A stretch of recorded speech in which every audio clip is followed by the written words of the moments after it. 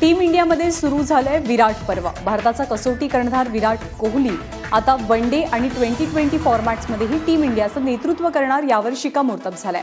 महेंद्रसिंग धोनीनं भारताच्या वनडे आणि 2020 सामन्यांसाठीच्या कर्णधारपदाचा बुधवारी राजीनामा दिला, त्यामुळे ती जबाबदारी आता विराटवरती सोपवण्यात आली आहे। इंग्लंड विरुद्धच्या 3 वनडे आणि 3 2020 सामन्यांच्या मालिकेसाठी भारतीय संघ जाहीर झालेला असून टीम इंडियात युवराज सिंगनं पुनरागमन केलंय। भारताच्या 2020 संघात सुरेश रैना आणि आशिष नेहराचा समावेश झालाय। मुंबईकर फलंदाज अजिंक्य रहाणे तसंच अष्टपैलू रविचंद्रन अश्विन हे दोघेही दुखापतीतनं सावरलेले असून रहाणे वनडे मालिकेत तर अश्विन वनडे आणि 2020 सहभागी होणार आहे। तर इंग्लंड विरुद्धच्या वनडे मालिकेला 15 जानेवारीपासून सुरुवात होणार आहे आणि त्यासाठी भारतीय संघ कसा आहे आपण एक नजर टाकूया। विराट कोहली कर्णधार, महेंद्रसिंग धोनी, लोकेश राहुल, शिखर धवन, मनीष पांडे, केदार जाधव, युवराज सिंग, अजिंक्य रहाणे, हार्दिक पंड्या, आर अश्विन, रवींद्र जाडेजा, अमित मिश्रा, जसप्रीत बुमराह, भुवनेश्वर कुमार आणि उमेश यादव। तर भारत आणि इंग्लंड संघांमधली वनडे मालिका आटोपल्यावर दोनही संघ 26 जानेवारीपासून 2020 मालिकेमध्ये एकमेकांना भेटतील। या मालिकेसाठी नवोदित रिषभ पंतला भारतीय संघात स्थान मिळालंय। भारताचा 2020चा संघ कसा असणार आहे तेही जाणून घेऊया। विराट कोहलीच कर्णधार असेल, त्याच्या सोबतीला असतील महेंद्रसिंग धोनी, लोकेश राहुल, मनदीप सिंग, सुरेश रैना, रिषभ पंत, युवराज सिंग, यजुवेंद्र चहल, हार्दिक पंड्या, आर अश्विन, रवींद्र जाडेजा, मनीष पांडे, जसप्रीत बुमराह, भुवनेश्वर कुमार आणि आशिष नेहरा। आणि युवराज सिंग हा भारतीय क्रिकेटचा खरोखरच कमबॅक किंग म्हणायला हवा। 35 वर्षीय युवराजनं इंग्लंड विरुद्ध वनडे आणि 2020 मालिकांसाठी भारताच्या संघात स्थान मिळवलंय। युवराज 2013 नंतर एकही आंतरराष्ट्रीय वनडे मॅच खेळू शकलेला नाही।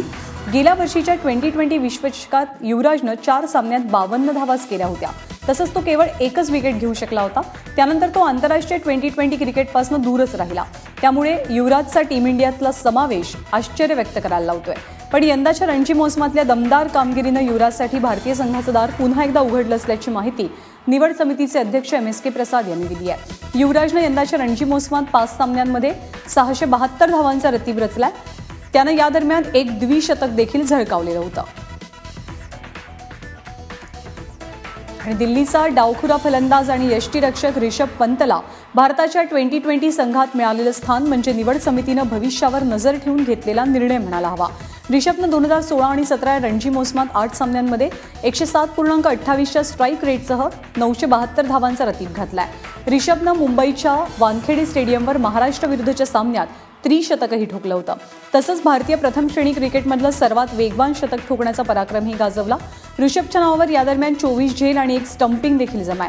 एकीकडे महेंद्रसिंग धोनी कारकिर्दीच्या अखेरच्या टप्प्यावर असताना ऋषभला संधी देण्याचा निर्णय निवड समितीनं घेतलाय आणि हाच विचार समोर ठेवत निवड समितीनं यष्टीरक्षक फलंदाज लोकेश राहुलला वनडे संघात स्थान दिलेलं असावं।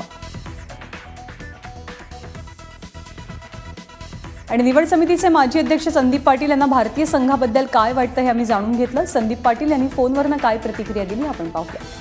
विराट पर्व सुरू झालेलं आहे। जो कार्यक्रम आपला राहिला होता या वर्षी आणि नव्याने सुरुवात आपण करतोय, परंतु सर्वप्रथम मी अभिनंदन करतो ते कर्णधार महेंद्रसिंग धोनी जो पायउतार झालेला आहे कर्णधार पदावरून, त्यांनी एक चांगले संकेत येणारा काळ जो आहे, भावी जी पिढी आहे आणि भावी जो भारतीय क्रिकेटची जी आहे सगळं कार्यक्रम त्याकरता एक उत्तम योग्य अचूक निर्णय घेऊन विराटच्या हातात आता सगळी जबाबदारी सोपवली। एक युवराज सिंग वगळता बाकी काही मला वाटत नाही। युवराज सिंगसाठी मी शुभेच्छा देतो। विराट कोहलीला सुद्धा तो नव्याने सुरुवात करतोय 1 दिवसीय आणि T20 सामन्याकरता आणि खास करून ऋषभ पंत ह्या ज्या नवोदित खेळाडूला घेतलेले, त्यामुळे जो मागील निवड समितीने जे एक कार्यक्रम राबला होता किंवा एक जी त्यांची जी एक कल्पना होती की भावी संघ तयार करावा, त्याच पायरीवर पाय ठेवून ही जी निवड समिती त्यांनी हे निर्णय घेतलेले आहेत आणि मला स्वागतार्ह आहेत।